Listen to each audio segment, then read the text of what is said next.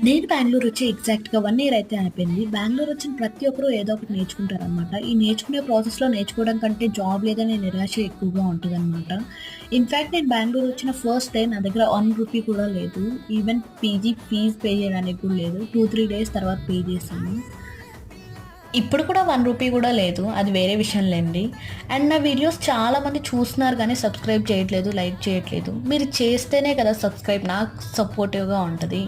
And as యూజువల్‌గా ఈరోజు కూడా టీ తాగడానికి బయటైతే వచ్చేసాము. ఇది మారతల్లిలోనే ఉంటది. ఎక్కడో ఖచ్చితంగా కామెంట్ చేయండి. మారతల్లిలో ఈ ఆర్‌సీబీ థీమ్‌తో ఒక రెస్టారెంట్ ఉందని మీకు తెలుసా? ఖచ్చితంగా తెలిసే ఉంటదిలెండి మారతల్లిలో ఉండే వాళ్ళకి. కంప్లీట్ కోహ్లీ గురించి డిస్క్రిప్షన్ అయితే ఉందక్కడ. మెనూ చేస్తే అన్ని ప్రైజెస్ ఎఫోర్డబుల్‌గా ఉంది.